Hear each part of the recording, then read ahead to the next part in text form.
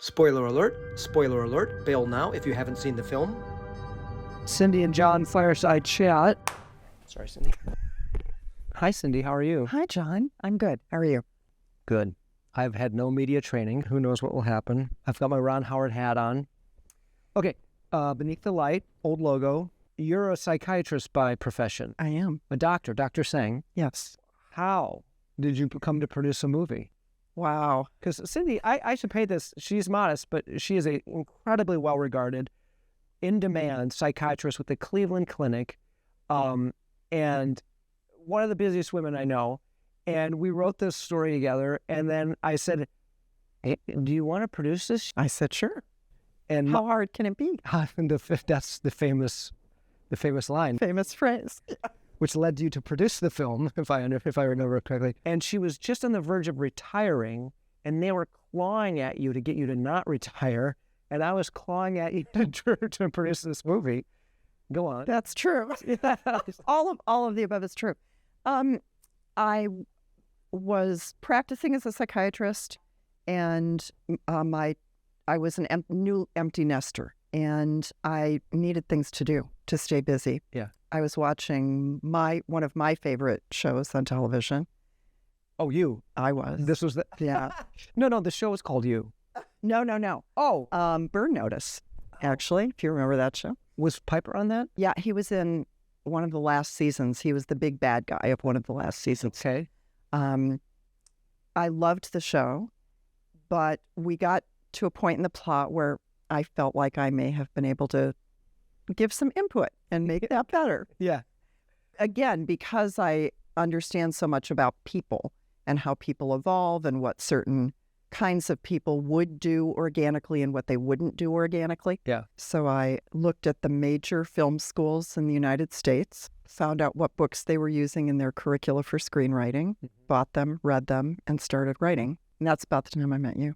The first time I heard anything about this project, you called and asked me a specific psychiatric question. Oh, okay. Asked if this was possible, could this actually happen, what would it look like? And we talked about that for a little bit, not knowing, I knew you were working on a script, but not knowing exactly how that was going to play out. And then probably 6 months later, you sent me a very, very early draft. That's right. Mm-hmm. That I read and gave some notes on and didn't hear about it again then for a while. Right. And then what happened was, at that point, I was obsessed with the idea of creating ancillary products on the same property, because the more I was reading was, if you just make a film, it's really hard to get that film seen in the market. And so I was like, oh, well, I could do a novel and I could do a game based on it. And I was like, okay, I can totally do the game. Do I have the bandwidth to do this, nor passion nor ability to do this novel?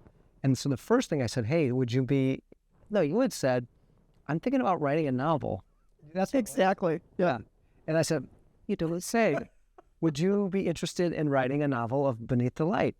And thankfully you said yes. I did. So then I think you recognized shortcomings in the screenplay, and then I read the novel and I was like, oh crap, I don't feel the second half of this works. And you said, I agree. And it's because of the screenplay. Exactly. Right. We're trying to be very diplomatic here. You hated the novel, and I really didn't like the script. So no, I the whole first half of the novel, I was enthralled by your writing. And I loved the basic outline of the script and the characters. The characters are fabulous. Right. And there was a major character that was in the novel that was in the screenplay that I was like, oh, this story does not support this character. Yeah. So we combined her scenes and with other characters and that kind of thing. But yeah, so then we had this novel that didn't quite work, and it was like, I cannot recommend more the luxury of having a workshopping of your script by having an entire novel written, so that you can then, what it let us identify was what was the shortcoming in the screenplay. And then we said, oh, this is this overhaul. And I would say the DNA remained. I'd say structurally it was quite similar. Yes, absolutely. But creating all that relationship stuff and the supernatural became much more informed by the novel. Yeah, because we developed backstory during that. Right, yeah. We looked at a bit of a genre shift Right, yeah. from straight drama toward more of a supernatural thriller sort of situation. Right. In my mind, it was always, in that way, The Shining was always, could be called a drama or could be called a horror film. Yeah. But The Shining doesn't quite feel like a horror film. But to me, the thing that I always liked about The Shining was this idea of, are the ghosts real, are they not? Is it in his mind, it is not? And of course, ultimately, they make a choice in The Shining, I think, when the ghosts open the door he's locked in. Yes. But that was a big choice that we made really early on. It was like, and you were a big proponent of this. Okay, let's make these ghosts real. We will make these ghosts real. And when we made that choice, to me, it was like, oh my God, then we can have all these fantastical. That's where the attic scene came from. Absolutely. So many of the really beautiful creative scenes came from that one choice. Right. Yeah. The dangling glass in the attic with Murdoch, because we didn't have to say, well, it could be real or not real, because those scenes, they make a choice. Absolutely. Yeah. So the idea being that we had made that choice, and I am super grateful that you were a champion of that idea. Well, the collaborative process all along was amazing because there were several times that we would entirely disagree when we first talked about something or read something. Right. And would have to sleep on it and go to our opposite corners and think about it. And we always came back with a compromise that I think worked to move the film forward. I agree. So what I thought we'd do is let's just go through these photos and see what we remember. Sounds good. Because this fits right into this. This is, we had a series of camps. We did. We called them Glass Camp? Glass Camp, absolutely. I think we did this like 5 times. So there was Script Camp. Yeah, Script Camp was the big one. Yeah. In the corner of the lantern room, he sees the dusty bauble, so they never get out on the lake at that point. I think we'd get together at your house for like a 6-8 hour session with treats and blankies. On Fridays, you'd bring your laundry. Oh, I don't remember that. You used to bring your laundry, yes. Yeah, and we would sit and just work out these problems. And I remember in this very room having that eureka that... Spoiler alert, bail now if you haven't seen the film. That eureka that Daisy's body would be found at the lighthouse, because that wasn't in the draft. It happened at a house outside, like a neighborhood house, and we were like, in many drafts, right? And then at that point, we're like, I remember forgetting my friend Brian O'Malley, writer, director, someone I really admire, said, "Is there any way that they could just find the body at the lighthouse?" And I was like, "No, of course not, because like Murdoch has had this lighthouse. He would know that this happened." And then so we were like, we shelved it. I remember I told you that Brian said this. Yeah, and we were both like, no, that can't happen. And then maybe once we made it supernatural, I don't know when the supernatural of it was, but once we made it supernatural, everything seemed possible. Yes, because you can excuse so much, I suppose. But anyway, point being though is that we, in this very room, I remember standing in the room going, oh my God, just everything clicked together in this one afternoon. Probably like Script Camp 7 or something like that. Yeah, how to do it, how to make it work. Right, yeah. What it look like, yeah. I find oftentimes when you're struggling to just figure out something, it's often you have to do more with less. Mm-hmm. And that was an example of, we don't need all these other locations. The more we make it all at the lighthouse, the stronger it becomes. It's really a metaphor for this film overall. Overall. Doing more with less. Yes. Yeah. But story-wise, it really is important. Yeah, right.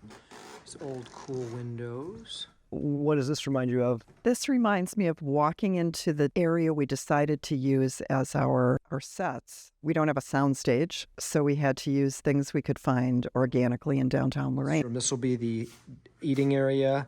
There'll be stairs going up there. And that we could occupy for an extended period of time, and that would fit the tone of the movie. And the settings we had were just amazing. Yeah. My friend Sean and Tim, who owned a restaurant downtown Lorraine, and the whole upstairs was empty and vacant and totally Scooby-Doo. Imagine we got this entire space, which the back half was our sets for all the interior of the lighthouse. This is the horrifically creepy closet. The attic. There will be some steep stairs that go up to there with some movie lights up there. And all the front was our production offices and our dressing rooms, and it was $200 a month. And that was me suggesting I give them a gratuity just to pay for the power we were going to be using. I was looking through this window, and this is when I knew the circus had come to town. This is one of the coolest. This is my little empire. You know what I mean? This all came making something out of nothing. Yeah. And the circus had come to town, and wardrobe had taken over this huge room. Makeup took over a corner. She made it this beautiful little makeup like cubicle. But it was just one of those things like, it's just sitting up there. Yeah, we love the idea that you're making a movie in our town. So we had this enormous, and it's from 1909 or something like that. And so we had to clean it. At some point, the water didn't work. When the water got shut off, which I think only did twice, just because they would forget to pay the bill because we never used the upstairs and the restaurant was having a few troubles. We had to use a bucket to dump water so we could flush That it. was the bucket that the portable air conditioning unit was draining it. Which, that's right, those got really full. Yes. So we used them for the toilets when they weren't working. That's right, we would dump the air conditioning water into the toilet so we could flush it. That's good times. That is classic. That's a producer photo right there. And this just demonstrates how we took this space, organized all the crap, cover it with a sheet, and then the rest of the room could be Zach's dressing room. It was really hot in the summer when we were prepping and really cold in the fall where we were reaching the end of our shooting. And someone plugged in this 80, 70-year-old heater, and bad things happened. And it's been beware, do not use this plug. What do you think of that? What do you make of that? Wow. The amount of time that we spent on Facebook Marketplace Yeah. looking for props and set dressing and the hundreds of miles across Ohio in all directions. This is the fridge. The fridge was like in Euclid, so like east an hour or so. at least. Then we had Christopher Theory come and help us. Yes, because then all of that had to go up those steps. Yeah. I remember the sink, that cast iron sink, was like an hour west. And Sarah Stilgenbauer and I went to get that. Where was the generator we went out and got? That was a barn. That was a barn. It was like a murder barn. It could have gone either way. Yeah. But fortunately, we survived and we got the generators. And then, I went to Willoughby, which was an hour and a half, to get those gas cans to put next to the generator. That was an estate sale. Yeah. Yeah. There was a lot of road trips going on for this movie, just because here's the key to this. You can have things cheap, fast, or good. Pick two. We had months. We moved into this building in February. And we did not shoot until September, late September. And there were many times like you were still at work. I would go in there and I'd be like, there's so much to do. And not only are there so much to do, but there's so much we have no idea how we're going to get it. Like so many impossible challenges daily. And I would just put on my little my little Google speaker, and I played this one song, this cheesy Disney song from the 80s called Magic Journeys. But it was also just soothing. It was soothing. And sometimes I'd have just on a repeat play because I was so stressed out. What's this mean to you? We needed a break. This was your idea, and it was brilliant. And you can see in our eyes, holy shit.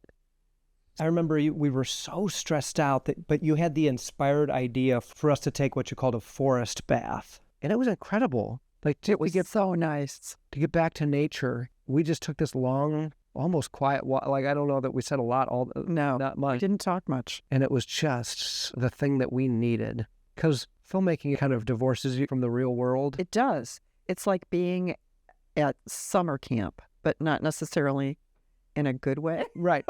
Summer camp, and your cabin's on fire, and everything's on fire. And this was so grounding. Yeah. And I was still working at this point too.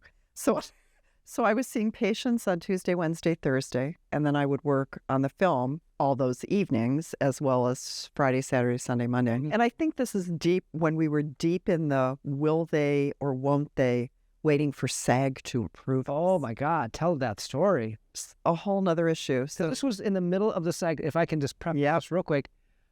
That whole spring and summer, I'm reading I think it was a mistake, but I was reading The Making of Jaws. And it was analogous in many ways, one of which was they had a weather window they had a pending SAG strike, and they had, well, I don't have to, well, they had their, Robert Shaw and I had my Piper with Ferguson. We don't need to go too far into that. But I remember thinking like, oh my God, like they had a weather window and the SAG strike was coming. And I think their SAG strike was averted, but ours was not. Take it away, Cindy. So I'm a first-time producer. I, had to figure out what the initials SAG stand for, let alone what I needed to do to work with SAG actors. It was a Screen Actors Guild. Exactly. It was a deep dive to begin with. So the SAG strike was potentially going to happen right at the point that we would need to be approved in order to move forward with the film. So we were originally hoping to film in August. Right. And I had taken time off at work, which I had to keep moving back every time everything changed. But everything else did too, in terms of hiring actors and having travel arrangements and hotel rooms and things happening at the lighthouse and all of those things that need to happen to make a film. And the strike happened. We were right at the point of being approved. We had not been approved yet. Right. And that's when the strike happened. And we couldn't do anything then. Everything was on hold at that point. We had auditioned actors. Right. But we couldn't do callbacks. Right. So that was the point we were at. Our philosophy was we're just going to trust in the process and we're going to move forward with everything we can move forward with and try to work within a window. This is Ohio. If October comes, it could snow, let alone getting us to the lighthouse and back because of waves and wind and things like that. So we knew we really had to be in there sometime in September. And the approval came literally days before we were scheduled to start shooting. Last step of the SAG procedure. Thank you, Cindy. Cindy, that was both your names. Woo! Wow, I quit. And then the other one was after like we had 1 day of photography. Marker. Sunday of that first weekend, Sunshine Somerset, who was living with me in the house here with Ian Sound and Steven's production design, he texted me on Sunday morning and said, hey, can you get some COVID tests? I have a scratchy throat and don't feel great. So he was confining himself to the bedroom upstairs. Yeah, he was brilliant about it. And so I called Cindy. I said, all of us were in the movie theater together last night in the basement. No masks. If we don't all have it, I don't know what. And so you call your buddy in infectious diseases.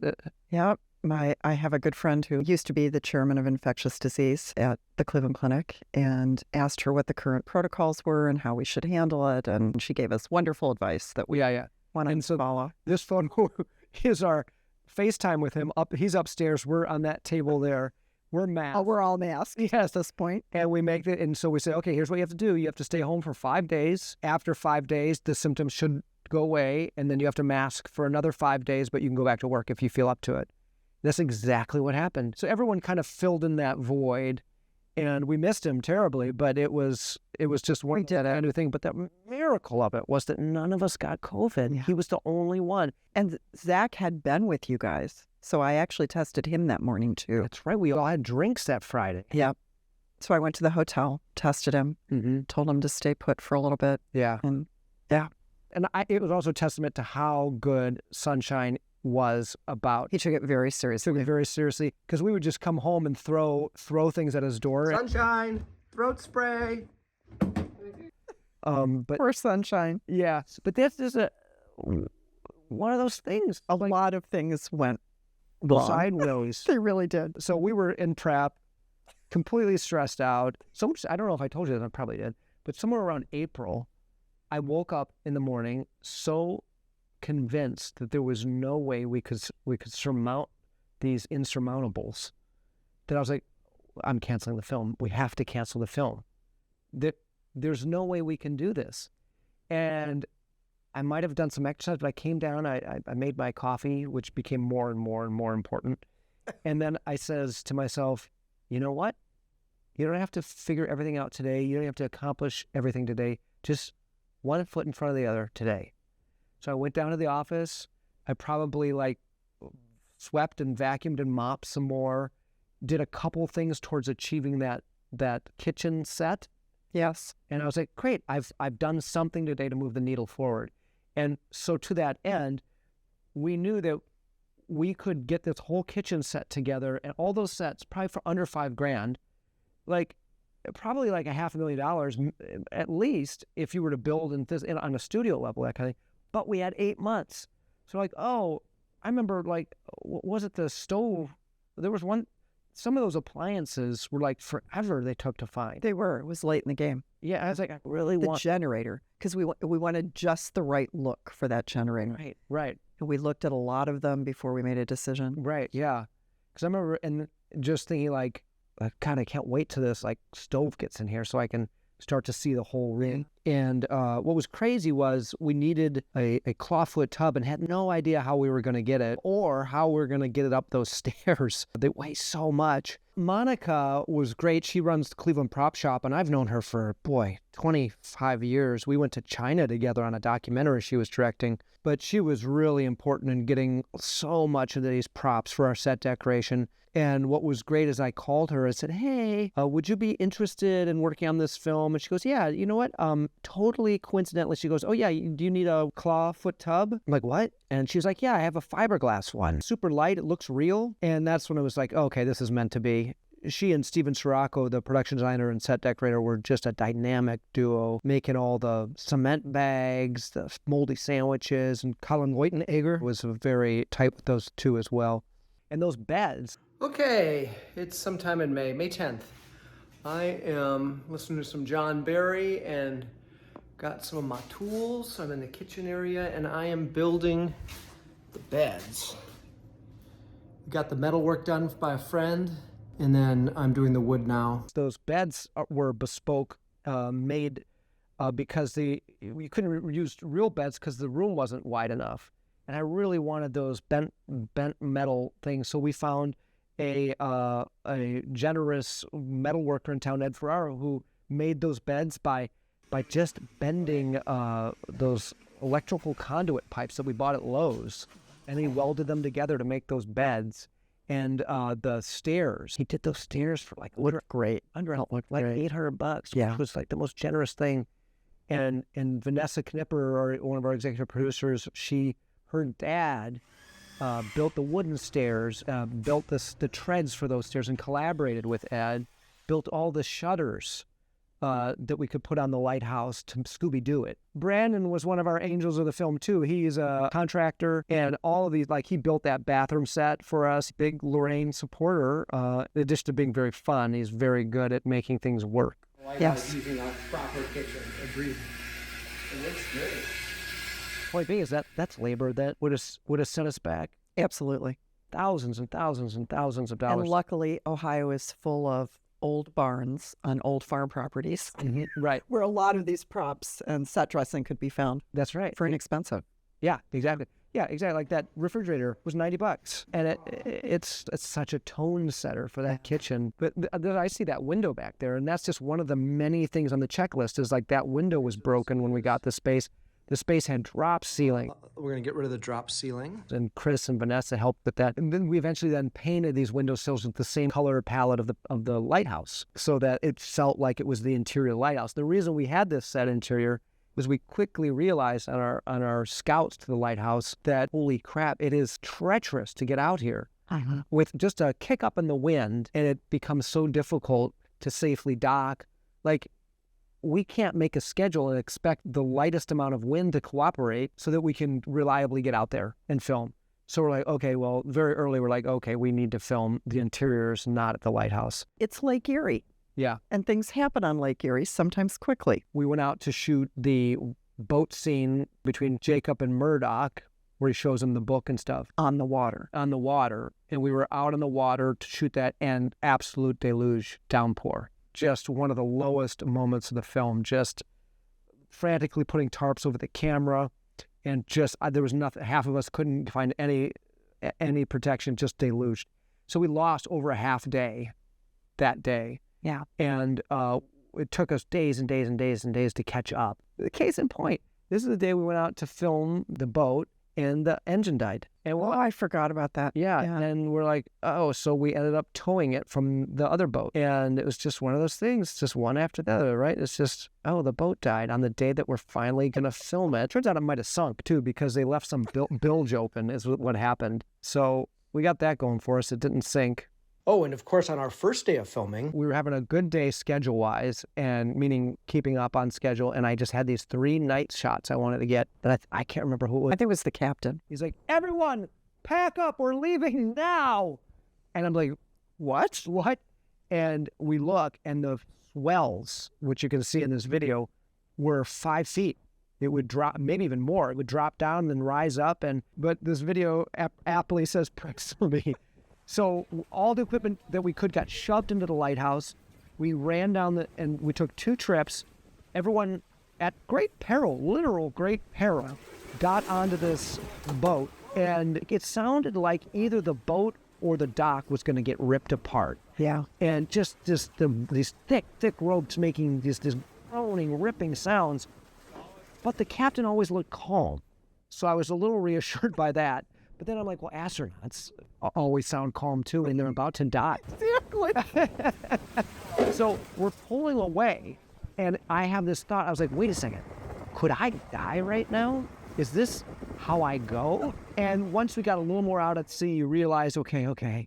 We made it back. I have this incredible photo of sunshine sprawled out on the floor. We got back, like our nervous systems were It was crazy. We're so And fight I'm or not flight. fond of boats to begin with. No.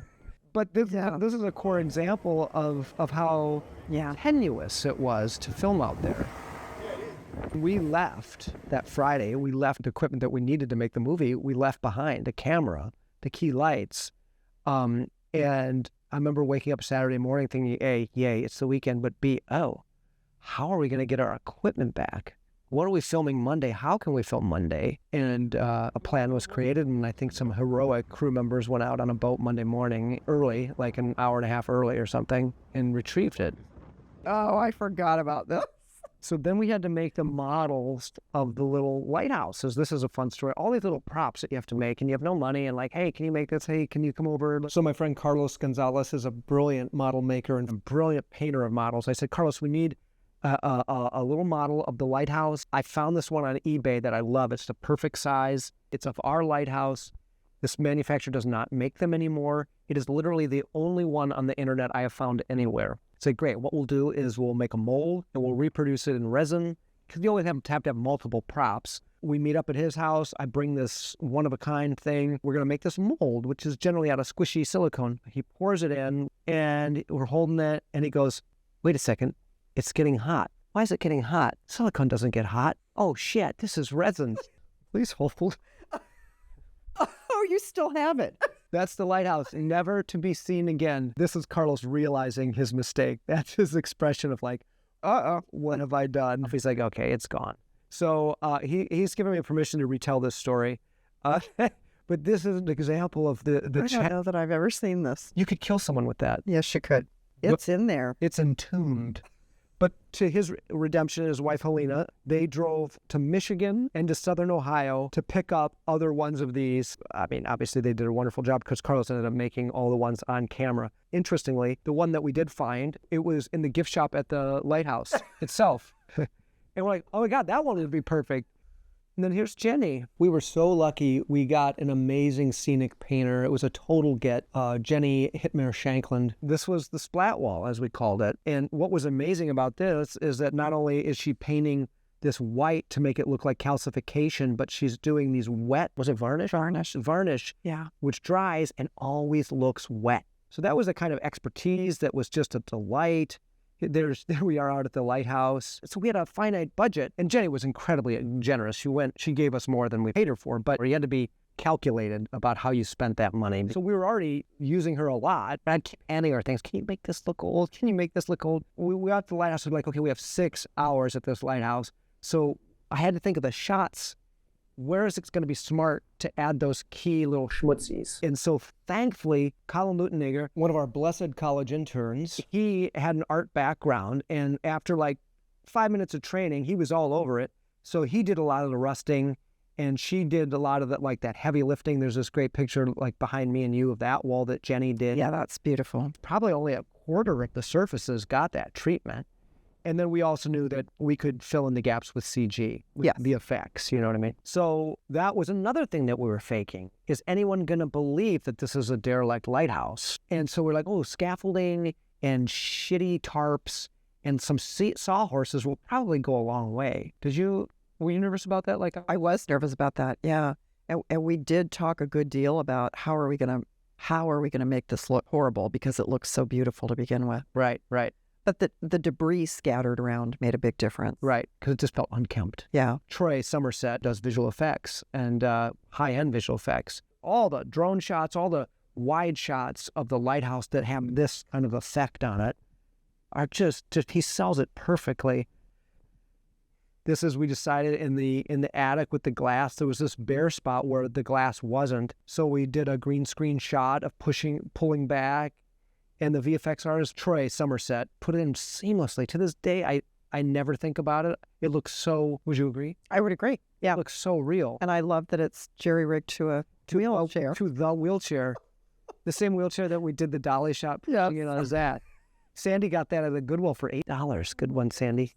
That's another thing that we had to fake, the break wall. It was too nice, and so it was all visual effects. I have to say that the Lighthouse Committee takes great pride in making that place look incredible. And they had just renovated and painted not long before we did this. We came in there like a bulldozer, and they were just like, okay, great, we promised them we'd return it to how it looked, and we did. But what a leap of faith on their behalf. Absolutely. Wow. So Christy, our hair and makeup person and special effects makeup person, and this is one of those fine lines of low-budget filmmaking, is she had never done a film before. I mean, Christy had just a ton of theater experience, doing special effects makeup and regular makeup, and even I think like beauty makeup and glamour makeup, but just had never done a film before. But she wanted to do it so bad. She is like a master of teaching herself off YouTube. Yeah. So I was a little nervous, but she really wanted to do this. And I was like, if we do tests of everything that we want to do and it looks great, then great. And she brought in her niece and nephew to do makeup tests on the various looks, what Dead Claire would look like, what Dead Daisy with the gunshot wound would look like. And she nailed every test. She absolutely did. And she built herself the blood cannon, an air compressor, a PVC pipe, some sort of plumbing valve. Lots of research about what blood and guts would look like. Yeah, exactly. And we did that test. She built the corpse with just like a Halloween skeleton and latex. And again, one of those things, like, it was such a win-win for both of us because we gave her a chance. She got to do something like a really incredible showpiece. And we got someone who was just fantastic. And there's the refrigerator on the set. Oh, and there's Vanessa. You and Vanessa. What do you think you guys were talking about here? I have no idea. Probably how are we going to get this all done? Vanessa was such a help all the way along the way. Yeah, Chris and Vanessa Knipper probably did the lion's share of executive producing on this. Vanessa's one thing she said at the very beginning is like, I'm not doing food. And then she ended up doing all of craft service and killed it.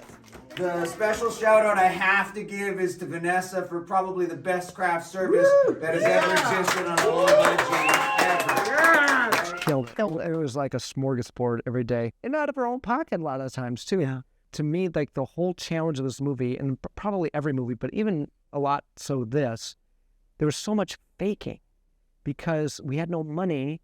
But you rely on the old movie tricks. Like we couldn't afford a big Fresnel lens, so we used this lantern here. And we both used it in forced perspective to make it look giant. And then in one shot, those drone shots, we digitally made it bigger in the VFX. The attic, the going up the stairs, there were so many things being faked. And remember thinking like, we're going to get away with any of this? That was the most fun of it, though, I think. I remember all the window silhouette tests I did for the attic scene.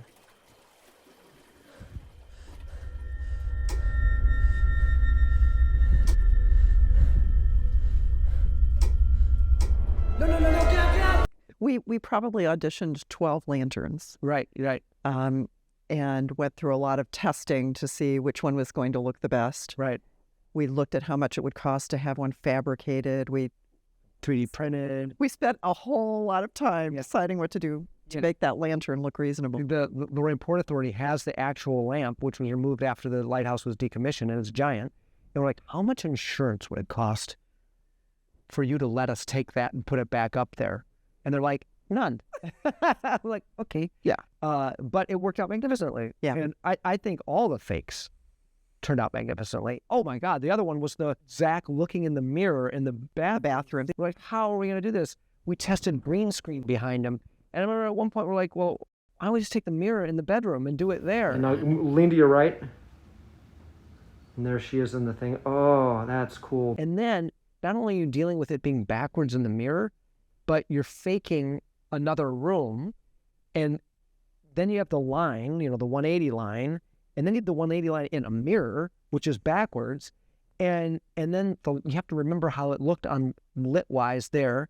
And then we had like 2 DPs, director of photography, and it got, I'll never forget thinking like, if this works, and just thinking like, oh my God, is that going to work at all? And I cut the film in chronology, and it was like, I don't know, like it took me forever to do that first cut. I feel like it took me 4 months to do that first cut, and just that big relief, like, oh, and the other thing is there were things that we were so close to when it was just you and I watching the cut. We're like, I don't know if that we're fooling anybody. And then people would watch and be like, are you kidding me?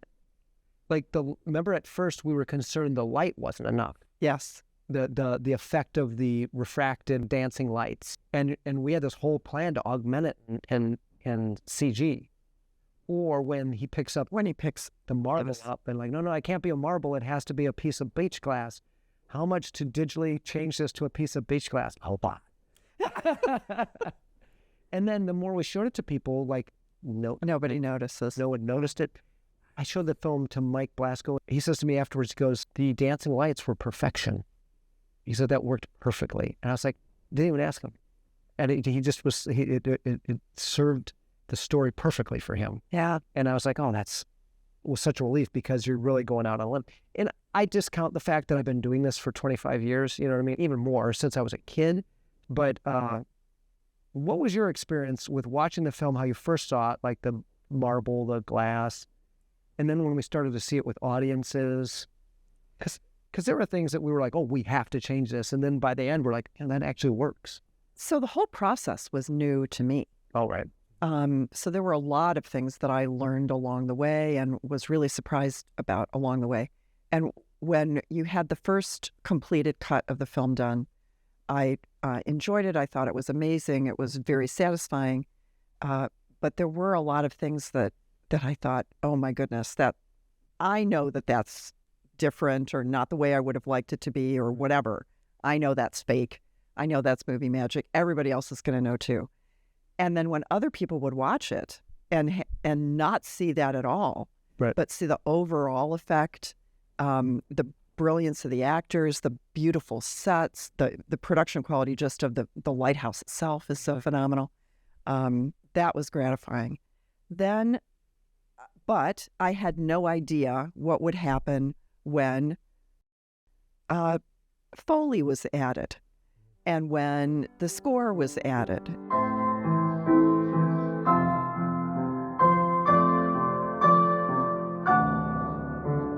What'd you think of it? It was phenomenal. Moving. It hits every tone of the movie. Mm-hmm. And when the color was corrected, every piece along just made it so much more wonderful and beautiful in ways that I, up until then, having only been on the other side of the screen, never realized everything that went into it. So that was amazing to watch. Every step of those technical steps that you mentioned to me brought it more and more cohesive. Yes. And the more including the trims. Yeah. Because the movie was, 12, 15 minutes longer in those first cuts that we saw. And I fought against everything you wanted to take out, every single thing, because I loved all of it. But those were the right decisions. Good. Those were absolutely the right decisions. Right. Yeah. And it's amazing the things that you and I went loggerheads about for weeks that ended up cut out of the film completely. So it didn't matter. Right. Exactly. Yeah. It's all part of the process, right? And it's, I often think too, like we spent a long time on this post-process, which is both a luxury and a hindrance, because I was doing the job of 15 people in post because we didn't have a budget, and you can't do that with expediency. And so I had a friend who shot a feature after ours, finished theirs before, premiered theirs at Sundance, all before ours was done. But they had a nice budget, just a post-production crew they had. So that was incredible. But the flip side of that is you get to, which is also a pro and a con, but you get to be with the film a long time and not rush those decisions. Mm-hmm. And sometimes you can second guess a decision waiting too long, but then the clock comes all the way around and you're like, no, I have enough time to realize that I was second guessing. But if you hadn't had enough time, you might have just gone with the second guess. So it's a fine line. So we spent a long time really getting, and it's, truth be told, until the movie is output to the distributor, little tweaks will be happening. You know what I mean? Right. Let's see what's next.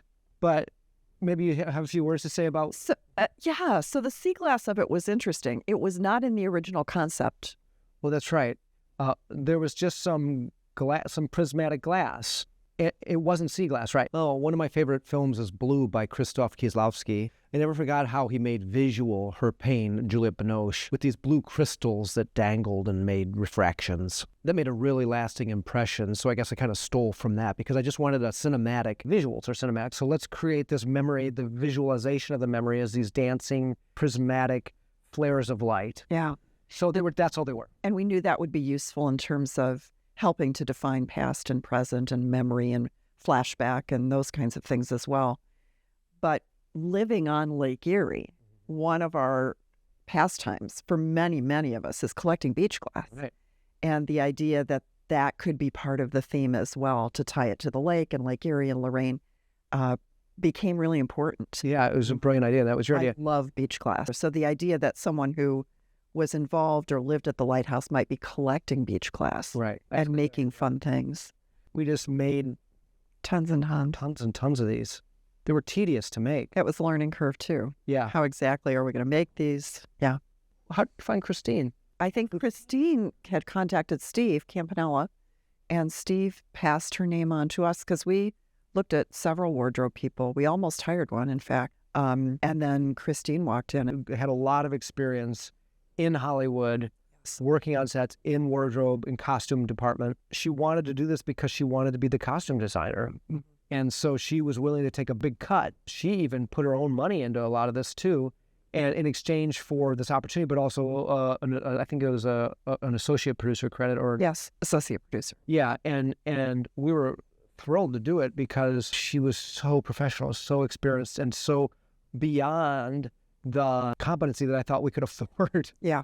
And again, this was another place where she taught me just how important costume is to the overall look of the film and the level of professionalism in the film. I had no idea. And the intelligence behind her choices. Yeah. So for instance, like Zach, his character needs to accumulate blood and dirt. And she's like, well, you need white for that to show, but we don't want him to be in a white shirt. So how about one of those baseball shirts with the dark? And that will give you your dark. I was like, that's a perfect compromise. And then as we went along, she goes, well, you don't want to do the big splots here because if you decide to rearrange scenes in their continuity, or if we accidentally mess something up and don't shoot something with the right costume, then it's not going to like pop out incredibly. So there's all this incredible wisdom behind her choices, in addition to having a wonderful artistic eye. Yeah. Just the color palettes, the sophistication of her choices took it up 2 or 3 notches. She was also incredibly diplomatic. Oh, was she? Yeah. Yeah, because you and I would tell her what we wanted, what we thought we wanted. She would come back with something entirely different. Yeah. But she was right. Yes. Yes. Often. Yes. So the way that she would kind of ease us into those things, like, that was masterfully done and worked really well. Yeah. Here's another cool thing too is that Coppola's movie, The Conversation, Gene Hackman, R.I.P. What incredible film.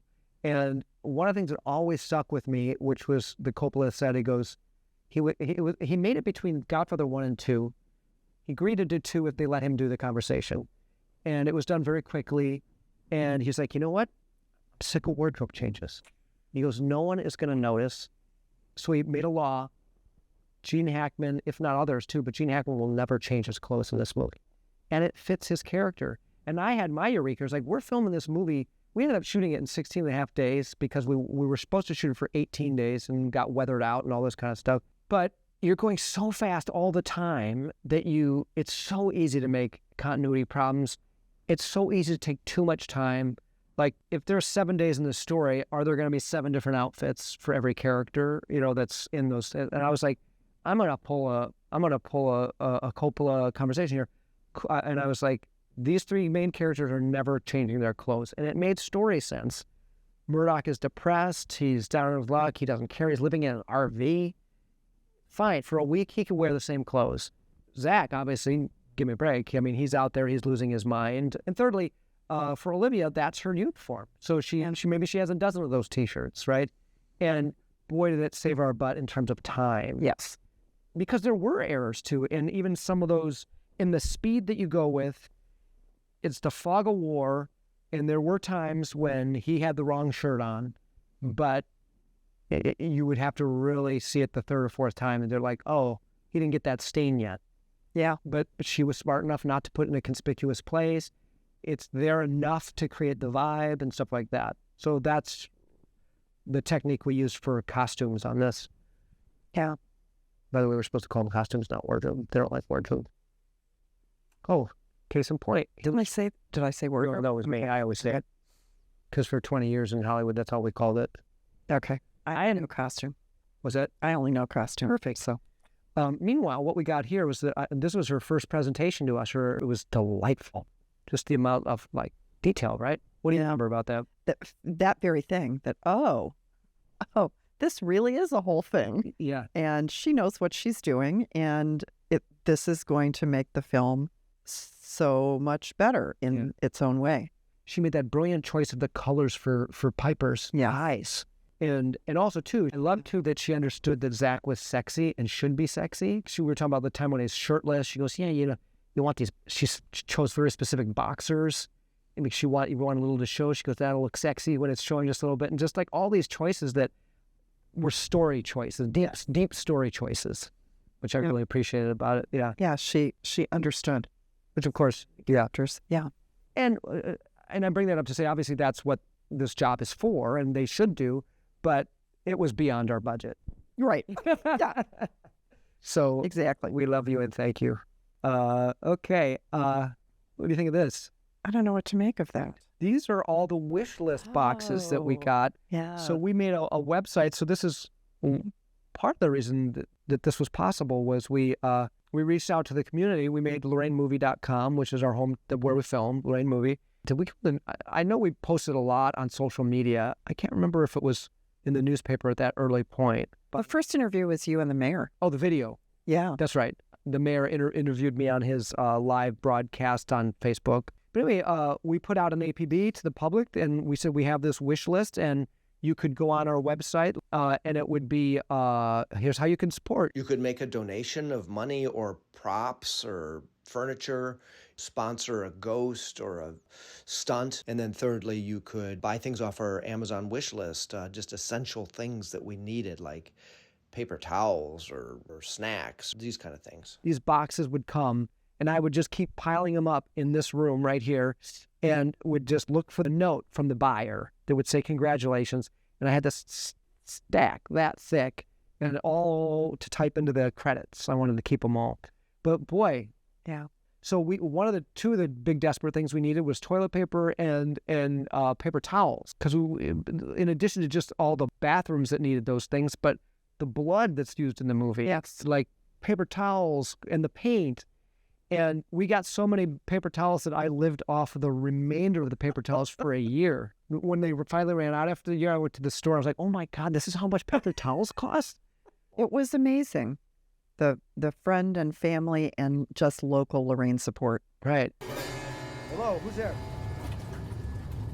one thing that I did is I shot quite a few sequences with my phone, and anybody I could grab. There's a hilarious clip of the scene with Murdoch coming down the stairs and all this stuff. But probably about 4 people play Murdoch in this scene because I'd be like, oh, let's do this shot. Oh, you come over, I need to do this shot.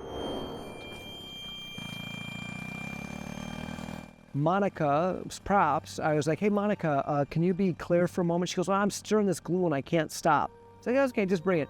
So there's a shot where the camera reveals Claire behind Murdoch, as in the movie, and it reveals, and she's just sitting there stirring this glue.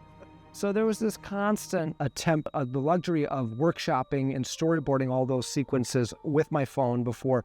One scene that it was absolutely crucial to was the attic scene with the silhouette.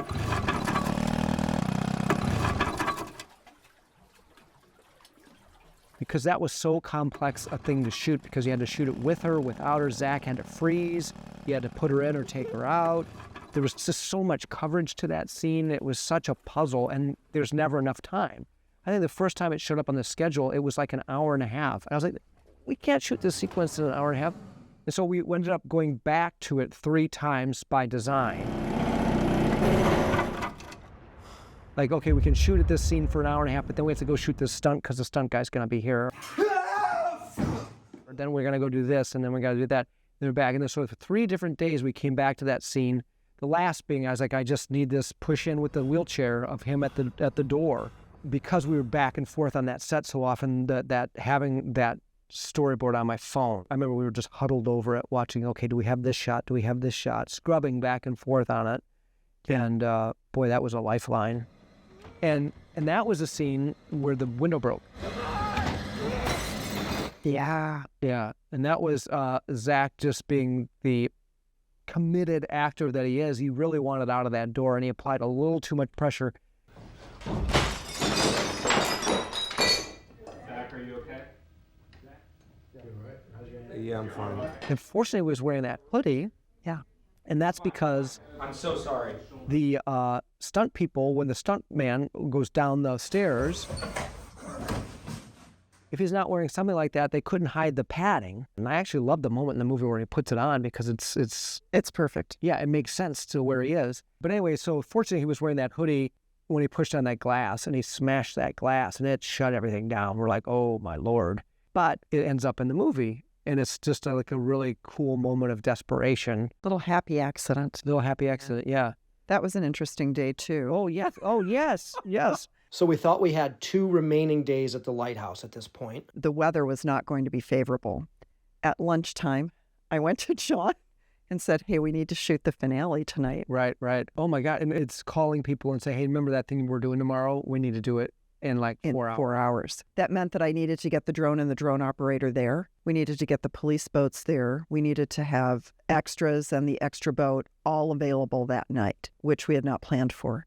So it was quite the undertaking. Oh, my God. And that was such a testament to, A, the agility of you and your team's problem solving, luck of everything. Yes. Being the things that were available. And also to the prep work, I had that whole sequence prepped out. I knew how to shoot it. I wanted to shoot it. It was so important to me that I was like, shoot it tonight? Yes, let's shoot it, because it's the most important thing. That one has to be perfect. Right, yeah. So, And shout out to the actors. right, they pivoted, yeah. And did a beautiful job. Irving Thalberg Award to you for making that happen. Tell us about when the SAG rep visited us out at the lighthouse. So we had a SAG rep come to visit, and he happened to come on a day that we were shooting at the lighthouse. Right, Screen Actors Guild. Screen Actors Guild, yeah. We have had different boats going out to the lighthouse every day that carried cast and crew and equipment. And we had him go with the crew on the nicest boat, Yes, and also put the lifeguard on that boat, just to be absolutely sure. he knew that we were doing our Taking due care of diligence. the actors, which I mean, we did anyway, but we were very sure that it all happened that way that day. And we got out to the lighthouse, which is only a 10 or 15 minute boat ride, but it is a boat ride. You can't just come and go. So he had been there a couple of hours and had spoken with the actors mostly on the ride in. Right. And he was then asking me lots of questions, lots of appropriate questions about the production, and asked about when he might be able to leave. And I let him know that lunch was coming soon, and when that boat left, we would be shooting on the dockside of the lighthouse for the rest of the day so that he would be stuck there. But he was certainly welcome to stay if he wanted to. Then we started talking about the golf courses that were available and some of the other things to be seen on the Lake Erie shoreline. And he made the decision to go with the lunch. To go with lunch. And one of the actors was behind us. Do you know? No, I told you this. Yeah, one of the actors was behind us. Piper was behind us when that interaction went on. And when Sagrap walked away, Piper said, "And that's why she's a producer." And it just alleviates a little bit of tension. Yeah. It's like having a cop drive behind you. Exactly. Yes. Because he was lovely and we were doing everything right. Yeah. And the actors only had wonderful things to say. And it would make sense that he would come on a lighthouse day because that's the day that you do want to make sure that everything is safe and Right. being done appropriately. But Yeah. so I hope he had a great time in Northern Ohio that day. I'm sure he did. Tell us about this one, Cindy. So this is my daughter and my grandchildren, Josiah and Hattie. And we used this as one of the opening shots. Went out to Lakeview Beach. And that might have been the last B-roll the last shot we shot was the Claire's blue sea glass bracelet.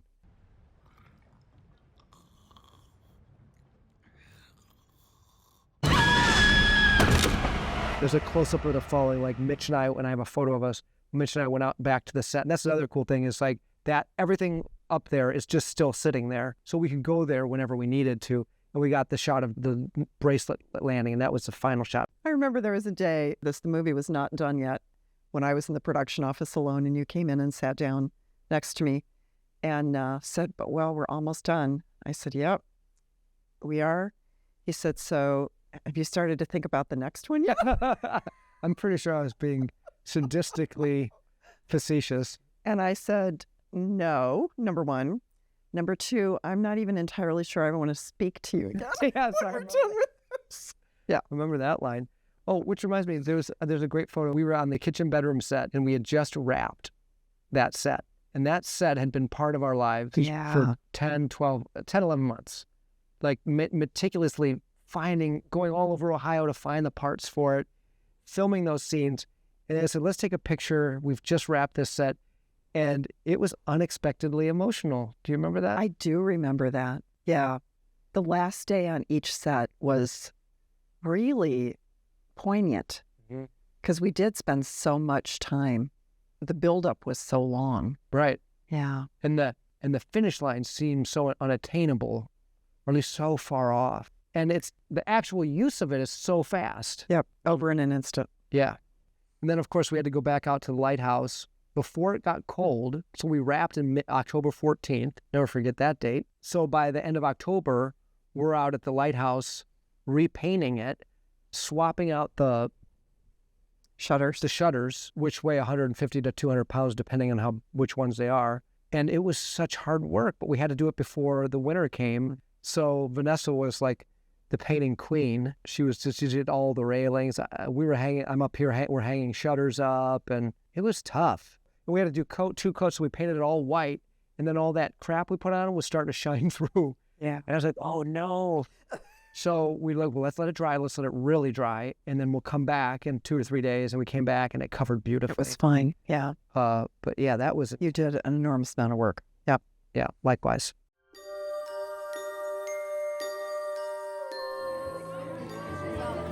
Beneath the Light, coming to a streaming service near you. Oh my God.